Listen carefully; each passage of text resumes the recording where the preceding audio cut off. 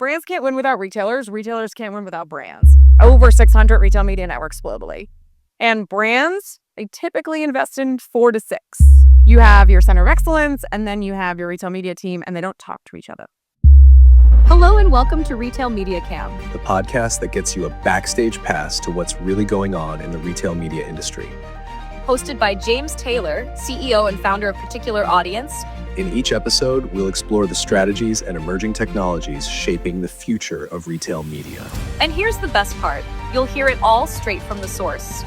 Recorded live at the world's leading retail conferences, from NRF to grocery shop. We'll tap into the energy of the show floor, where the biggest names and brightest minds in retail come together. Think influencers, analysts, and the top executives and innovative founders who are pushing the boundaries of what's possible in retail media. We'll capture that excitement and bring it straight to your headphones. On this podcast, you'll get exclusive interviews with industry luminaries and thought leaders, Insights on launching and scaling retail media networks, what works, what doesn't, and the biggest pitfalls to avoid. behind-the-scenes access to the latest AI-driven technologies transforming the space. Deep dive into why there is an industry-wide shift toward AI, automation, and hyper-personalized experiences with actionable insights you can take back to your business.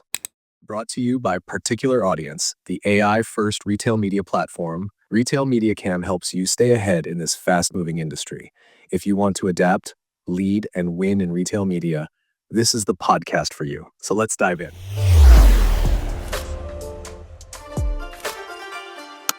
So we're here today with Lauren Livak Gilbert, if I said correctly, You did. Aced it. who is responsible for a thing called the Digital Shelf Institute. Can you please tell us about the Digital Shelf Institute? Also known as the DSI, so I don't have to keep saying Digital Shelf Institute. DSI. Yeah. It is a community of brands and retailers, thought leaders in the commerce space. So the whole idea is to bring people who are doing the work in commerce together to have conversations about what's challenging, where are there opportunities, how can we work together, how can we solve some of the big problems they face. So we work with people from all industries, mostly US, EMEA, and Australia, actually. So that's our big area that we focus on. And we have podcasts, webinars, research papers, and more. Why was it set up? To have broader conversations outside of technology.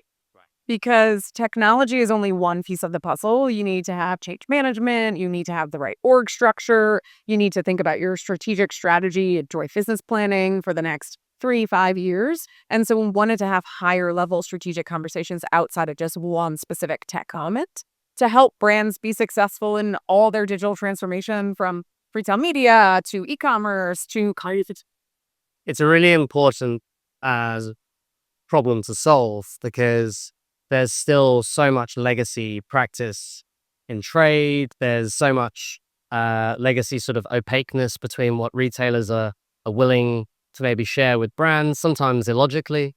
and vice versa. And vice versa. And so long as that friction exists, I guess the whole marketplace of consumer, retailer, brand is going to evolve slower. So sounds like some really important work. Yes.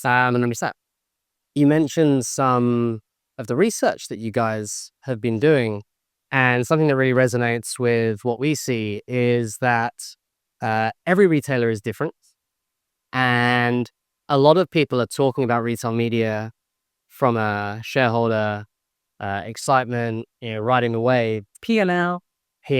margin, profit, but the hype can sometimes exceed the actual execution. And something that seems to be a recurring theme is that the organizational structures between what was or is trade marketing versus a retail media team, and whether the exec team are fully investing or they don't care where the margin's coming from, so long as it's coming from somewhere, which sets up the retail media teams to fail. You guys have just done some really interesting research on this. Yes. So the challenge of the org structures in retail media is usually they sit separate from e-commerce or separate from the digital TV. So you have your center of excellence, and then you have your retail media team, and they don't talk to each other. And the retail media team is running a campaign, but they don't talk to the e-commerce team, and they haven't filled out the PDP. So you're driving a really nice, fancy, schnazzy ad to an incomplete PDP that has no information, and you can't convert.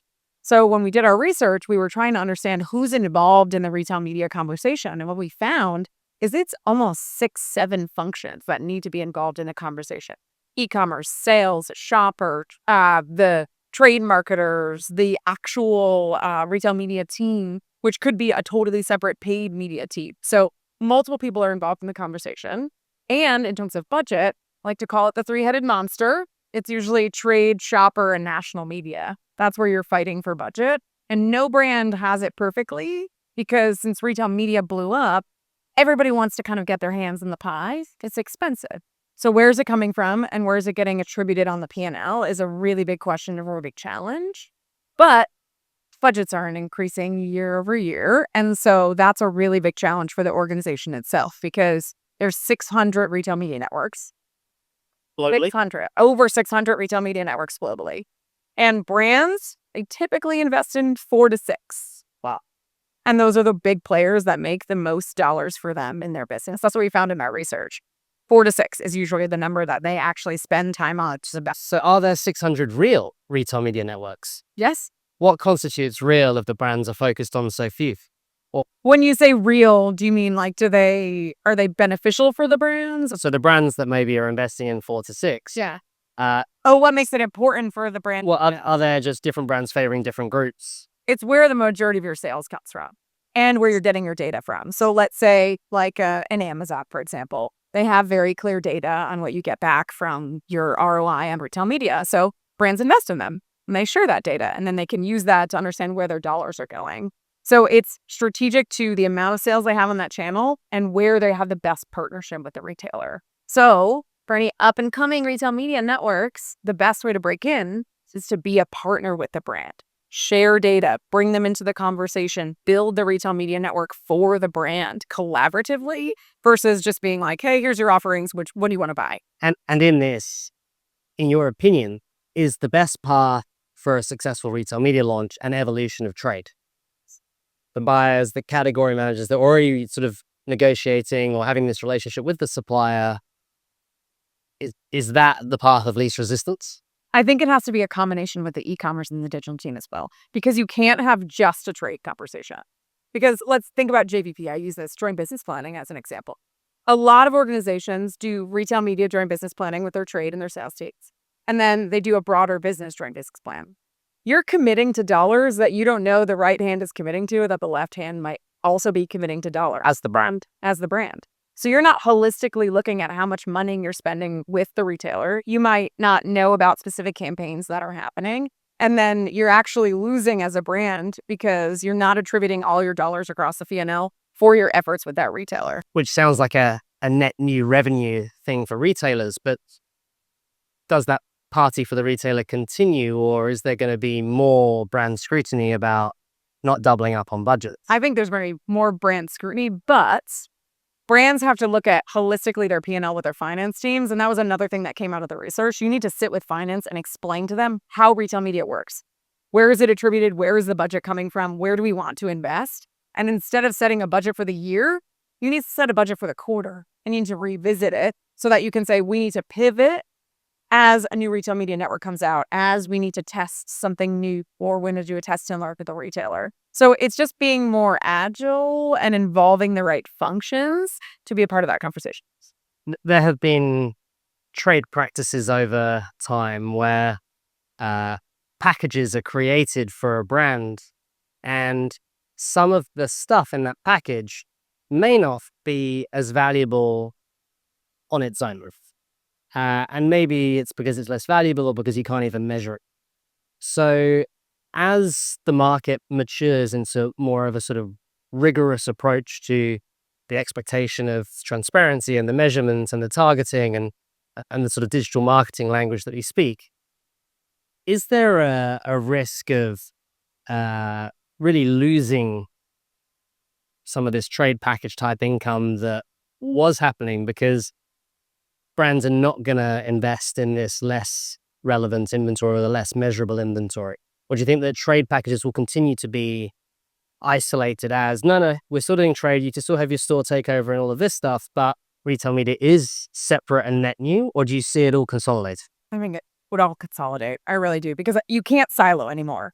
If we continue to silo, it will be even more challenging. There's even less dollars and there's a break in the omnichannel journey for the consumer because it's all about the consumer. at the end of the day. And I think we all need to come back to that. If they're having a different experience because they're seeing a retail media ad, or they're going in store and seeing an end cap, or they're seeing a PDP, they are not going to continue to buy your brand, and they're not going to have a good experience. And if you don't replicate that internally in your organization, it's not going to translate externally. It's interesting that you talked about the organizational structure of the brand with trade, retail media, e-com, because it's almost the same three-headed monster in the retailer with the trade, where they might be taking the lion's share of margin from suppliers today, the retail media teams, which are getting stood up with varying degrees of success, and the e-com team at the retailer, who cares most about conversion and maybe doesn't want sponsored products or trade pushed ads all over their conversion rate focused interfaces. Did your research also explore that retailer side?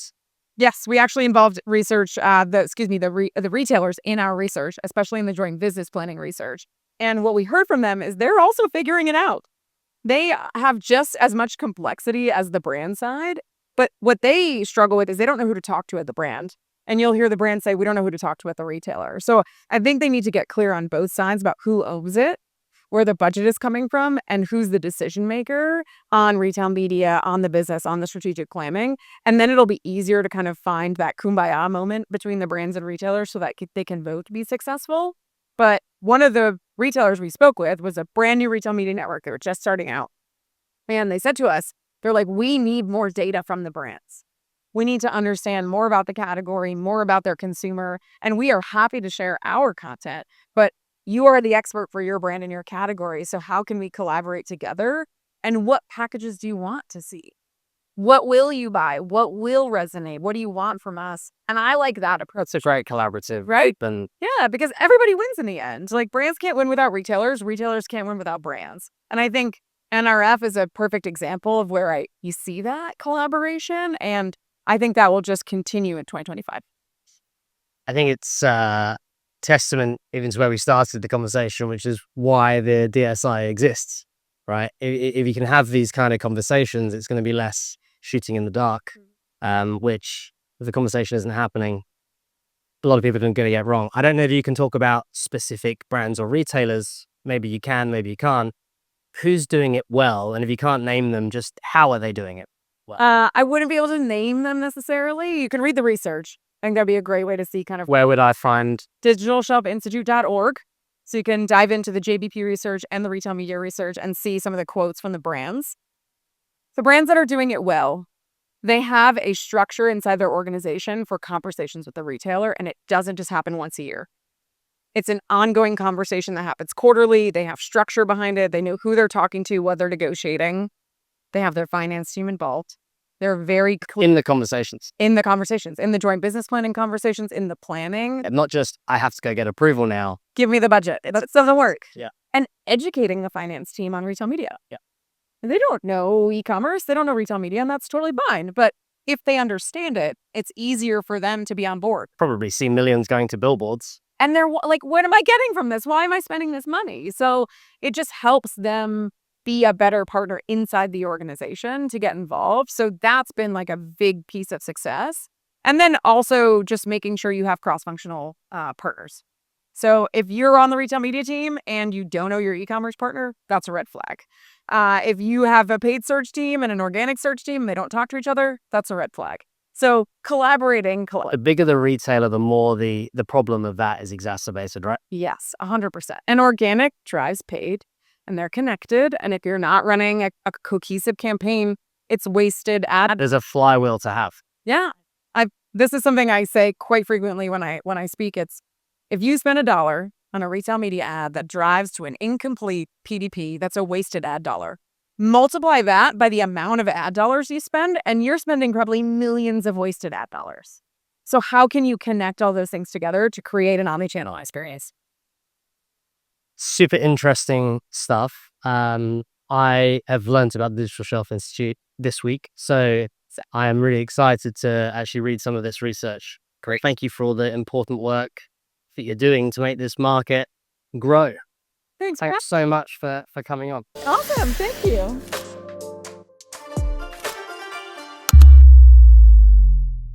Brought to you by Particular Audience, the AI-first retail media platform. Retail Media Cam helps you stay ahead in this fast-moving industry.